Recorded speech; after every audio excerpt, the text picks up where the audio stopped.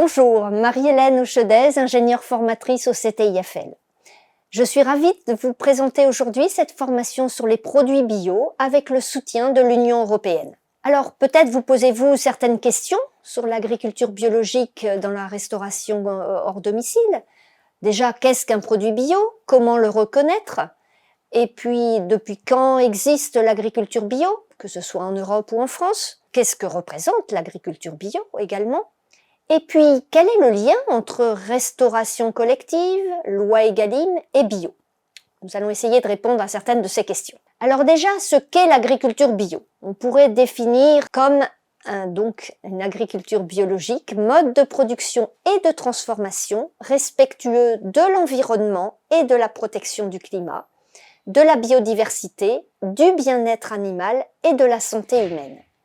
En France, l'agriculture bio fait partie de ce que l'on appelle les SIQO, les signes d'identification de la qualité et de l'origine, au sein desquels nous trouvons également le label rouge, les appellations d'origine, les IGP et quelques autres signes. Alors, en termes d'historique, l'agriculture biologique, en tout cas les mouvements qui s'en sont inspirés, remontent aux années 20 avec, au niveau européen, une certaine mobilisation des agronomes, des médecins, de philosophes également, ce qui a donné naissance à certains courants liés à l'agriculture biologique, mais qui n'étaient pas encore reconnus officiellement. L'essor de ces mouvements s'est vraiment produit à la fin des années 60 et il a fallu néanmoins attendre 1981 pour qu'il y ait une reconnaissance d'une agriculture que l'on a désignée comme agriculture n'utilisant pas de produits chimiques ni de pesticides de synthèse, avec en 1985 l'avènement enfin du premier cahier des charges national reconnu officiellement d'agriculture biologique.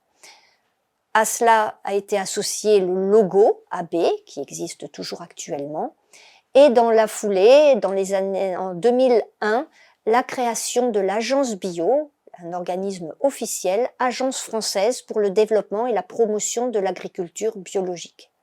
Si l'on voit le niveau européen, rapidement une brève histoire de la réglementation, cette réglementation a vu le jour dans les années 90, avec la mise en place des premières définitions et des premiers règlements européens.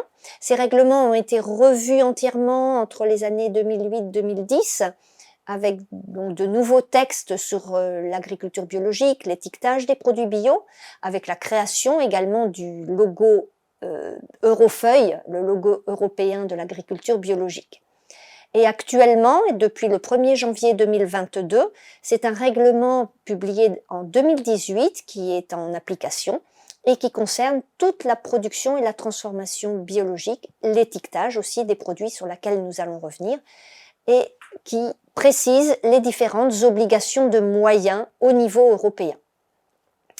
Donc ce règlement précise notamment les principes généraux de l'agriculture biologique. Il s'agit d'un système de gestion durable qui se veut respecter les cycles naturels, le maintien de l'état du sol, de l'eau, de l'air également, la préservation des paysages, l'utilisation des ressources de l'écosystème, comme on va le voir juste après, la limitation des intrants extérieurs notamment. La bio est toute une filière, puisqu'il y a la partie production biologique, avec comme fondamentale la non-utilisation des produits chimiques de synthèse, la non-utilisation des OGM, le recyclage des matières organiques, la rotation des cultures et également la lutte biologique. En termes d'élevage, il s'agit d'un élevage extensif qui fait appel à de l'alimentation biologique. En cas de besoin, on peut avoir recours aux médecines douces, et avec la mise en avant du respect du bien-être animal. Sur la partie transformation, pour obtenir des produits bio, il y a nécessité d'utiliser des ingrédients biologiques, un emploi restreint de tout ce qui est additif ou auxiliaire de fabrication, la non-utilisation de traitements ionisants et d'OGM comme au stade de la production, et le recours à des procédés qui se veulent respectueux des écosystèmes et surtout non polluants. Alors, comment reconnaître un produit bio? L'étiquetage est fondamental, bien sûr, puisque sur cet étiquetage apparaît la mention bio ou biologique. Apparaît aussi le numéro de code de l'organisme certificateur qui est très précis, on le reconnaît d'emblée. Pour la France, par exemple, il y a les 2 lettres FR, le tiret, bio et un chiffre qui correspond en fait au numéro de l'organisme certificateur.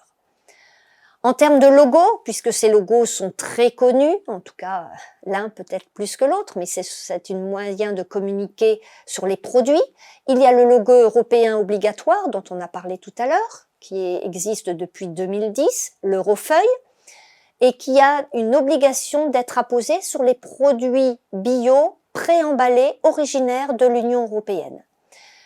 Le logo ne suffit pas, il y a aussi la mention agriculture UE ou agriculture non UE ou agriculture et le nom du pays selon les cas. Le logo français, bien antérieur au logo européen, peut apparaître également, mais il est d'utilisation facultative. Un producteur ou un préparateur ou un importateur ou un commerçant de fruits et légumes bio ne peut pas s'improviser. Il y a nécessité de 2 prérequis. D'une part, choisir un organisme certificateur qui sera indiqué sur l'emballage, ce dont on vient de parler. Cet organisme certificateur doit être agréé par l'INAO et d'autre part, de notifier son activité auprès de l'agence bio. Et il s'agit d'une notification en ligne. Les contrôles, en revanche, donc, sont réalisés par l'organisme certificateur et c'est ce qui permet d'obtenir le certificat de conformité à la réglementation bio. Alors, un producteur qui souhaite passer de l'agriculture conventionnelle à l'agriculture biologique peut le faire moyennant une période de conversion qui est encadrée par la réglementation européenne. Cela débute également par la notification à l'agence bio et le choix d'un organisme certificateur. Pendant toute la période de conversion, qui peut être variable, de quelques semaines à plusieurs années, selon qu'il s'agisse de production animale d'une part, de production végétale d'autre part, et même au sein des productions végétales, selon qu'il s'agit de culture annuelle ou de culture pérenne, eh bien, l'opérateur ne pourra pas communiquer officiellement puisqu'il ne s'agit pas encore de produits bio. En revanche, au bout d'un certain délai, on pourra apposer la mention produit en conversion vers l'agriculture biologique, par exemple au bout de la 2e année pour les végétaux. Je vous propose quelques données chiffrées maintenant pour voir un petit peu l'évolution en termes de surface et d'exploitation. On constate depuis une dizaine d'années une progression des surfaces en France en agriculture biologique. Les derniers chiffres communiqués par l'agence bio en 2021 estiment à 2 776 500, même plus, hectares de surface bio et en conversion, ce qui représente 10,3% de la surface agricole utile, donc le cap symbolique des 10% a été franchi. Et la France est donc leader européen en 2021. Cela représente plus de 58 400 exploitations, soit à peu près plus de 13% du nombre d'exploitations en France.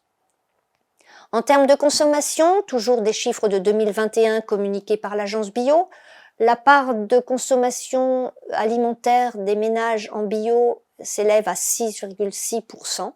Elle est en progression. Alors les dernières années 2020-2021 ont vu les choses un peu évoluer dans le contexte de Covid, mais donc 2020 était particulièrement élevé. On assiste à une légère diminution depuis 2021. En termes de contexte, les dernières études de l'agence bio ont montré que 3/4 des Français souhaitaient des produits bio, notamment en restauration scolaire, au travail, à l'hôpital ou en maison de retraite. En parallèle, d'un point de vue réglementaire, la loi Egalim, qui date de 2018, qui a été complétée en partie sur ce sujet par la loi Climat et Résilience de 2021, ont mis en place des mesures ambitieuses pour améliorer la qualité des repas en restauration collective.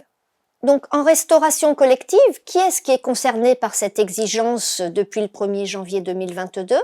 Eh bien, il s'agit des restaurants collectifs d'État, et également de tout ce qui concerne la restauration scolaire et universitaire et tout ce qui est restauration dans les établissements de santé ou établissements pénitentiaires. La loi donc Egalim a été complétée par la loi Climat et Résilience qui, elle, demande à ce que au 1er janvier 2024, cette exigence s'ajoute aussi aux restaurants collectifs, y compris les restaurants d'entreprises privées.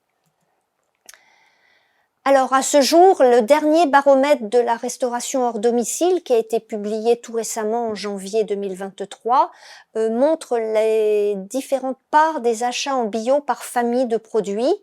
On voit que les produits laitiers, ovoproduits d'une part et les produits céréaliers sont en tête en termes d'achat avec respectivement 17 et 18% et les fruits et légumes venant un peu en retrait avec 6% à ce jour. La loi Egalim, complétée par la loi Climat et Résilience, demande donc 50% d'achats de produits durables bénéficiant d'un signe officiel de qualité, comme le label rouge, les AOP, les IGP, l'agriculture bio bien sûr, avec les 20% dont on a parlé. Mais il s'agit aussi d'autres produits de qualité que peuvent être les produits bénéficiant d'une mention valorisante, comme la certification environnementale HVE, au sein de ces 50% de produits durables et de qualité, 20% minimum de produits bio et, comme je l'ai précisé, produits bio et produits en conversion vers l'agriculture biologique. Merci de votre attention, j'espère que cette formation vous a plu. N'hésitez pas surtout à visionner les autres chapitres et à tester vos connaissances sur le site www.prenezsenmainlabio.eu.